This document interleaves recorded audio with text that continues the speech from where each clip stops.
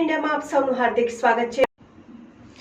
મૂળી તાલુકાના સરા ગામે ઓવરલોડ ડમ્પરને લીધે સરા ગામના દુકાનવાળાને ધૂળની ડમરીઓથી ટ્રાફિકની સમસ્યાથી પરેશાન। મૂળી તાલુકાના સરા ગામે કેટલાક સમયથી સફેદ માટીના ઓવરલોડ ડમ્પર ભરીને મોરબીના કારખાનામાં પોખતા કરવામાં આવે છે।